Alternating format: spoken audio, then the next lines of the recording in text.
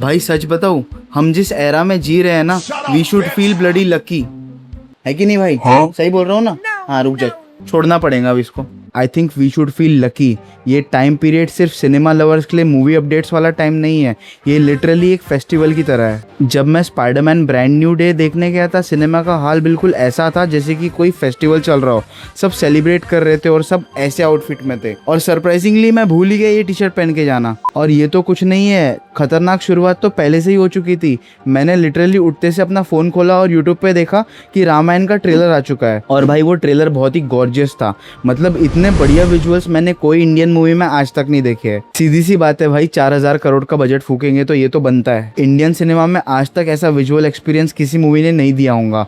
Literally one of the best. उस trailer ने जो टोन सेट किया ना, लिटरली मेरा मूड नेक्स्ट लेवल पे पहुंचा दिया। हाँ मैं मानता हूँ कुछ जगह दिक्कतें थी, लेकिन मूवी के अर्ली स्टेजेस में इतना अच्छा विजुअल एक्सपीरियंस देना अपने आप में बड़ी बात है। बस मुझे ना एक चीज खटक रही थी, यश भाई, मतलब उनका लुक फील हो रहा है कि रावण है, लेकिन जब वो बोलते हैं ना, मुझे पता है दो ही चीजें सुनाई आती है, एक तो डैडीज होम और दूसरा वायलेंस वायलेंस वायलेंस। पता नहीं यार, मैं जब भी सुन रहा हूँ उनकी आवाज़ मुझे फील ही नहीं हो रहा है कि रावण की आवाज़ है।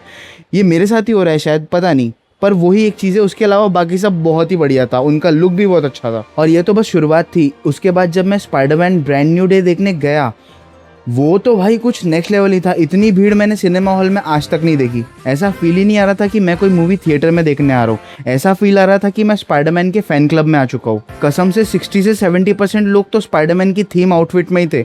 एक कपल देखा मैंने जो स्पाइडरमैन की थीम आउटफिट में ट्विनिंग कर रहा था।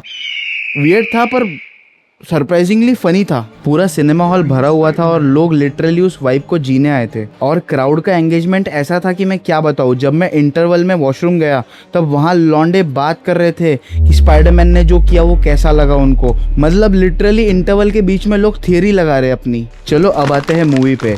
ये सिर्फ एक नॉर्मल मूवी नहीं है भाई, this is literal cinema. History में पहली बार ऐसा हो रहा है कि स्पाइडरमैन की किसी मूवी का 4th पार्ट आ रहा है, नहीं तो 4th पार्ट तक आज तक कोई नहीं पहुंच पाया। और इस मूवी ने टॉम हॉलैंड के स्पाइडरमैन को जिस पीक पे लेके गया है ना, वो कोई सोच भी नहीं सकता था। और भाई वेब स्ट्रिंगिंग की तो क्या ही बात करूँ, जिसने मूवी देखी है वो अच्छे से जानता होगा। मतलब लिटरली ऐसा फील हो रहा है कि कैमरामैन स्पाइडरमैन के साथ स्विंग कर रहा है। परफेक्शन है भाई ये। तो मूवी की सबसे बड़ी खासियत है कि ये मूवी एक इमोशनल रोलर कोस्टर का काम करती है। ये मूवी आपको हंसाती है, रुलाती है, डराती है, गुस्सा दिलाती है, लिटरली हर टाइप का इमोशनल निकाल के रख देती है। स्पाइडरमैन से लोग पहले इतना प्यार करते हैं और इस मूवी को देखने के बाद तो लोग लिटरली अपना दिल हारने वाले हैं। इस मूवी के पहले तक टॉम हॉलैंड के स्पाइडरमैन को तीनों स्पाइडरमैन में सबसे नीचे रैंक किया जाता था। सबसे लोएस्ट रैंकिंग स्पाइडरमैन यही वाला था, लेकिन इस मूवी के बाद मेरे लिए तो पर्सनली वो सबसे हाई रैंकिंग बन चुका है। आपका पता नहीं मुझे, लेकिन मुझे पर्सनली इस मूवी के बाद मेरे लिए फेवरेट स्पाइडरमैन टॉम हॉलैंड हो चुका है। और ये सब तो ठीक है, मेरे लिए पर्सनली फ्रैंक कैसल का पनिशर पीक था। मुझे इतना मज़ा आया उसको देख के। आप फाइनल सीन याद करो। एंडिंग से रिलेटेड एक बात बताता हूँ और कसम से ये कोई स्पॉइलर नहीं है।